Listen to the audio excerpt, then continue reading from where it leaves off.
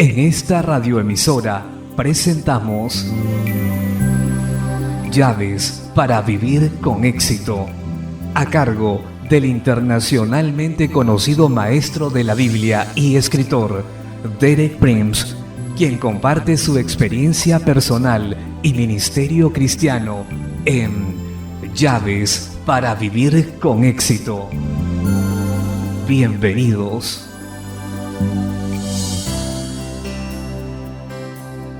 Llaves para vivir con éxito presenta el tema Fe, capítulo 1, segunda parte. Me alegro de estar nuevamente con usted. Nuestro tema para esta semana es la fe. La fe es algo esencial para relacionarse con Dios. Sin la fe es imposible llevar una vida agradable a Dios. Ayer expliqué que la fe no es principalmente un asunto de intelecto, una cuestión de doctrina o teología, es primordialmente una relación personal directa y progresiva con Dios mismo. También expliqué que la fe incluye fidelidad, requiere nuestro compromiso personal con Dios. No es solo el recibimiento abstracto de la verdad, sino que es un compromiso de lealtad a Dios, esa relación personal de fe con Dios. Está resumida por David en el Salmo 23, versículo 1, el conocido Salmo del Pastor: Jehová es mi pastor, nada me faltará. También cité otra versión que dice: porque Jehová es mi pastor, tengo todo lo que necesito.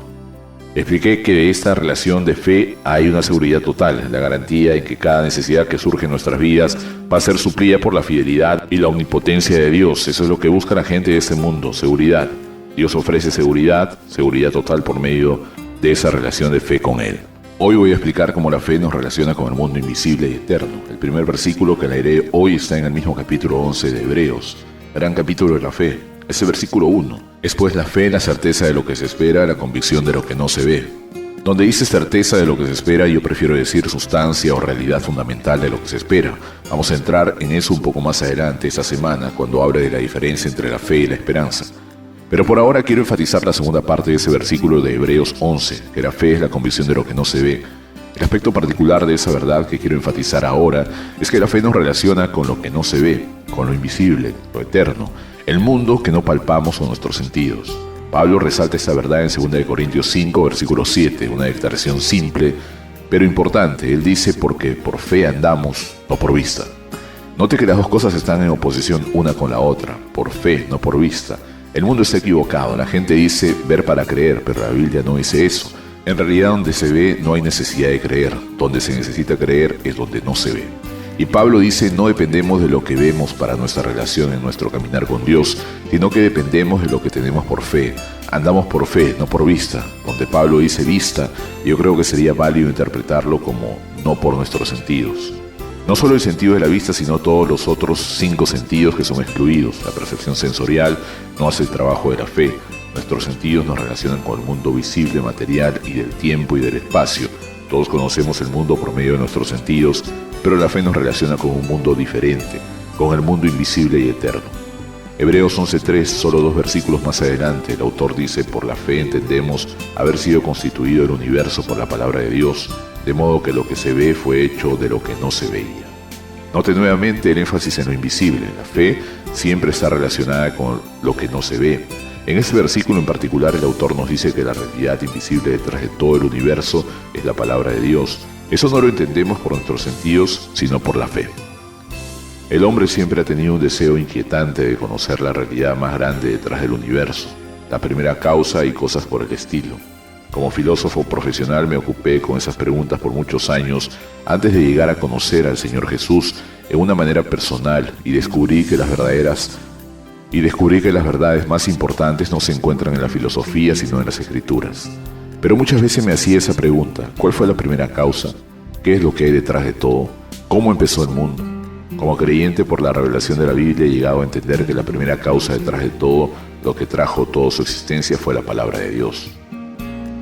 Cuando Dios habló su palabra, entonces se llevó a cabo la creación. Todo el mundo material es producto de la palabra de Dios. El salmista lo dice así en el Salmo 33, versículo 6. Por la palabra de Jehová fueron hechos los cielos. En otras palabras, el poder creativo y efectivo que hizo el universo y lo sostiene en existencia es la palabra de Dios.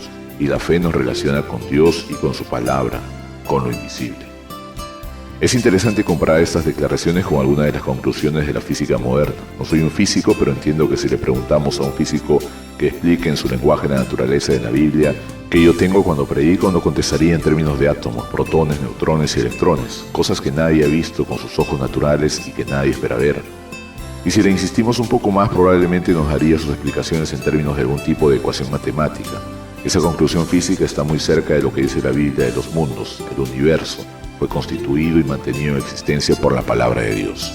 La esencia de lo que estoy diciendo hoy es esta. La fe nos relaciona con lo invisible, con esas cosas que no pueden ser percibidas con nuestros sentidos. Siempre tenemos en la vida de fe este conflicto potencial entre el mundo al que nuestros sentidos nos relacionan y el mundo al que nuestra fe nos relaciona.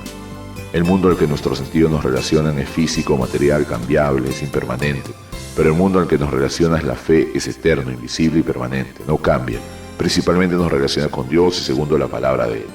Hay un hermoso ejemplo de esto en ese mismo capítulo 11 de Hebreos, en el versículo 27. El autor escoge a Moisés como uno de los grandes héroes de la fe y dice varias cosas de la vida de Moisés y cómo estaba construida sobre fe. Y en el versículo 27 eso es lo que dice de Moisés: por la fe dejó a Egipto, no temiendo la ira del rey, la ira del faraón, rey de Egipto, porque se sostuvo como viendo al invisible. Hay una paradoja deliberada. Moisés vio al invisible. Ese es por supuesto Dios mismo. La fe nos relaciona con lo que no se ve, con lo invisible, y por eso fue que Moisés pudo soportar persecución, desánimo, frustración, soledad y aparente fracaso. ¿Cómo pudo hacer esto? Porque él veía, fijaba su vista en lo invisible. No el ojo natural, sino el ojo de fe. Su relación con lo invisible le permitió detenerse cuando ya no había fuente de aliento a su alrededor.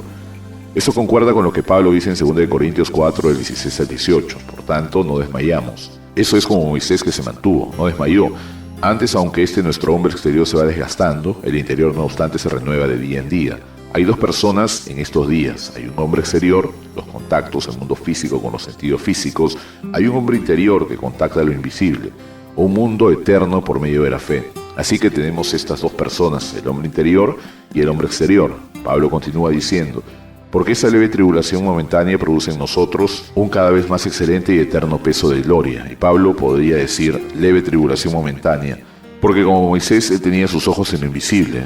Si solo hubiera estado viendo las circunstancias, creo que hubiera considerado su tribulación mucho más leve, cuando tomamos en cuenta todo lo que tuvo que pasar. Pero dice, no mirando nosotros las cosas que se ven, sino las que no se ven. Pues las cosas que se ven son temporales, pero las que no se ven son eternas.